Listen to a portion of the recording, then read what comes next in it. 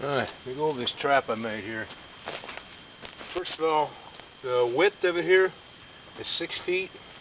The height is 4 feet. You don't want to make one, either the height or the width needs to be no more than 4 feet, otherwise it won't fit in the back of a pickup between the wheel wells.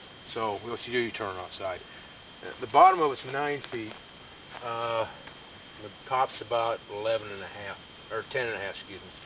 All the wire around the sides is this 4-inch square, number 6, I believe it is.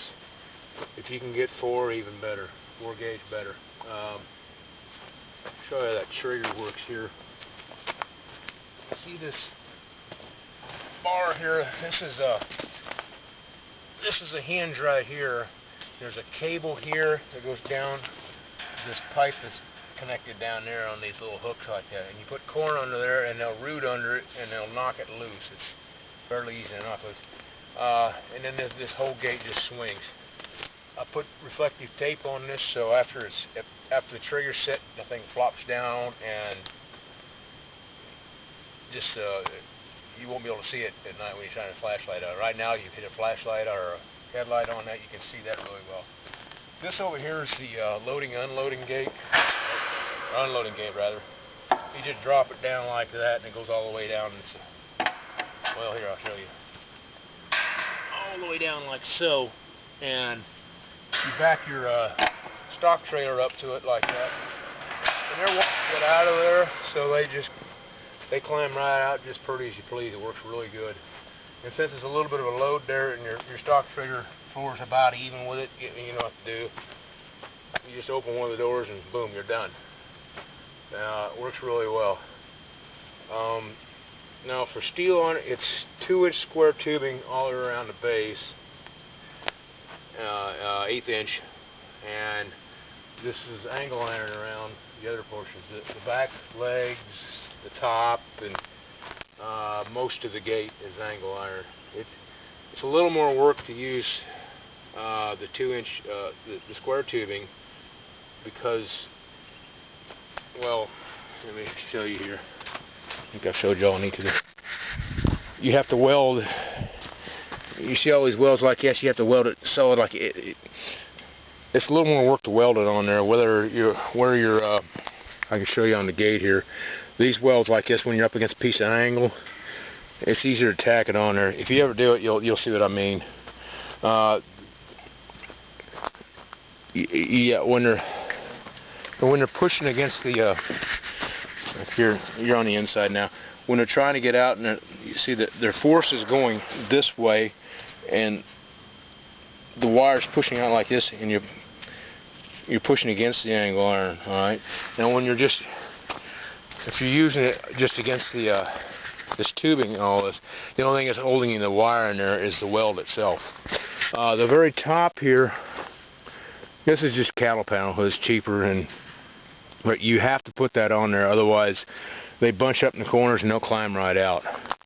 I even doubled it up along here in this area, because when that gate swings down, it's a swing gate, it goes by like so, and they climb right up that, and they'll have their heads sticking out and all that, and they're trying to get out of here. They climb right up the gate. So I doubled it right in the corners where they can't, or on the end there, where they can't get out. It's heavy, but one guy can manhandle the thing around, you know. It's kind of a fine line, you know, how heavy you want to build the things. I mean, you want to build them heavy enough the hogs can't get out, but not so heavy that you can't move the things. So it's worked pretty well. The hogs have not been coming by here lately. This corn here, I put about 2/3 of that's from last night, but the rest of it's been here for a week. They just haven't been coming by here, because I've caught 2 sounders through here. I caught 1 the first night I put it out, and then I caught 5 at once, and then I caught 4. And those are all good-sized pigs. That's really good for a box trap. What I'm doing here, there's several trails coming through here. There's one over there. There's one right along this side of it. It's right here. And there's another one over there.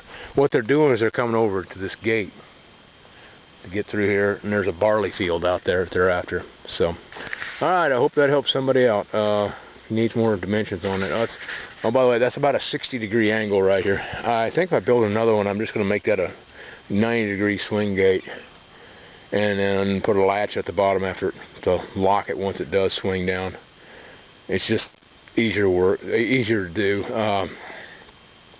And by doing that, I'll still make it 6 feet wide, but I'll make it 10 feet instead of this angle here.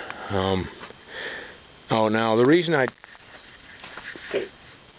did the swing, sit at an angle to hold it shut, the weight of the door holds it shut, rather than putting a lock on there.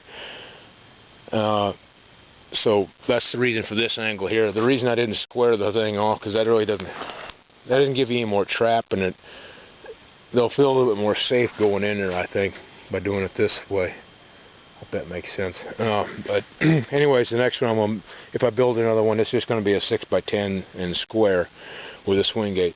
I don't really like the guillotine gates. When they get this big, these hogs are really hammer the crap out of things, and if they start bending that gate, then they'll get it where it won't shut on you. Or I'm afraid it won't, anyways. And the guillotine, I mean the swing gate, I think I can make that always shut.